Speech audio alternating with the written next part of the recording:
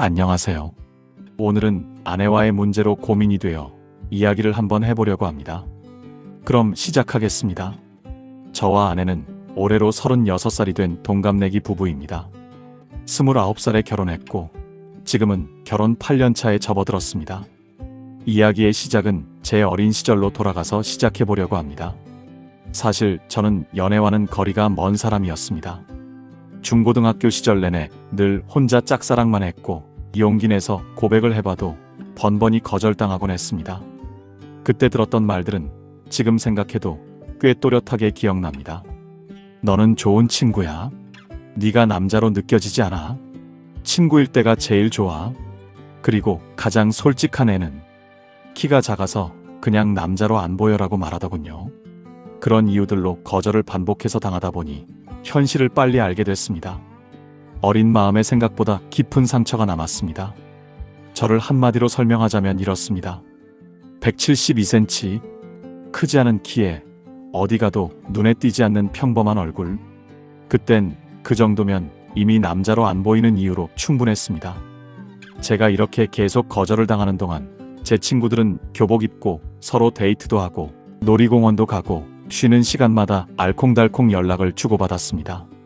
저는 그런 시간을 한 번도 가져본 적이 없었습니다. 그래서 옆에서 늘 부러워만 했죠.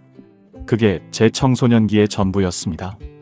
그렇게 연애에 대한 갈망만 마음 한구석에 남긴 채 지낼 수밖에 없었습니다. 솔직히 이런 생각도 해봤습니다.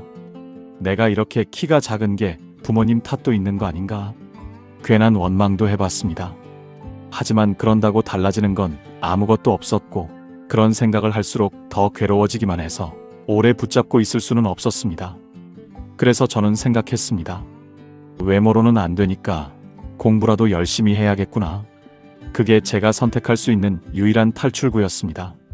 그렇게 저는 공부에 매진하기 시작했고 등수가 올라가는 재미로 버티며 살았던 것 같습니다.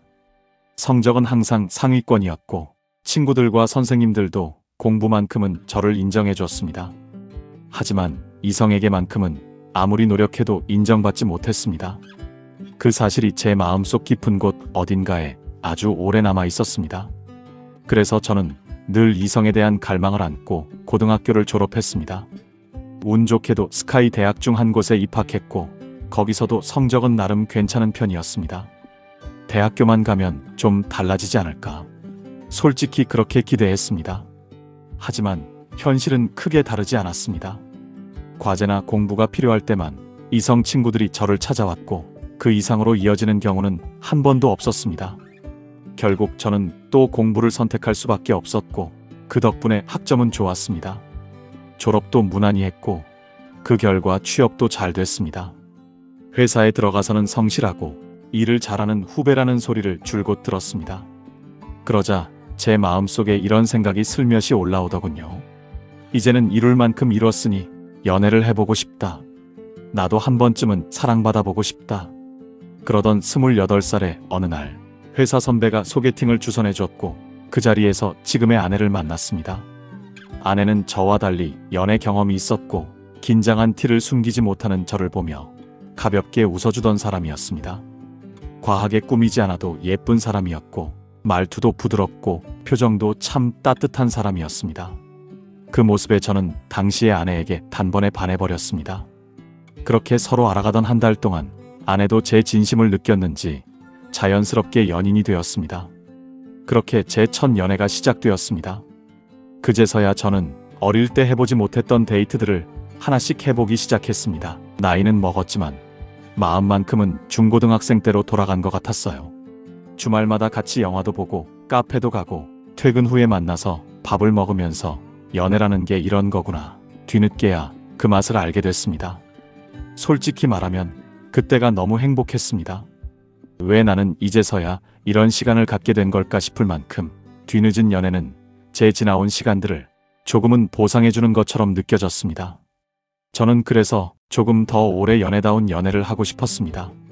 하지만 그때 아내는 간호사로 일하고 있었고 늘 피곤한 몸을 이끌고 일하다 보니 안정적인 삶을 살고 싶다며 결혼을 빨리 하고 싶다고 자주 말하곤 했습니다. 저는 아내의 그 마음을 무시할 수가 없었습니다. 그렇게 저희는 만난 지 딱 1년 만인 29살에 결혼을 하게 됐습니다. 모은 돈을 합치고 양가에서 각각 지원까지 해주신 덕에 총 2억 6천짜리 오래된 아파트를 매매해서 작지만 안정적인 신혼집을 꾸렸습니다.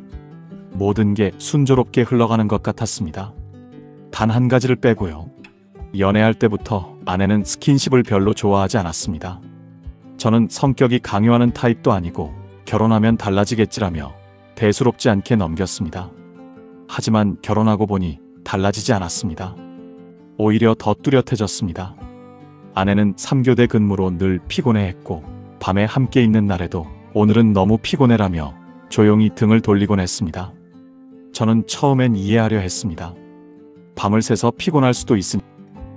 하지만 문제는 3개월 그리고 6개월, 1년이 지나도 아내와의 부부관계는 그대로였습니다. 처음엔 피곤해서 그렇겠지 하고 넘겼지만 시간이 지나도 아무 변화가 없으니 저도 점점 답답해지기 시작했습니다. 결국 저는 용기를 내서 아내에게 조심스럽게 말을 꺼냈습니다.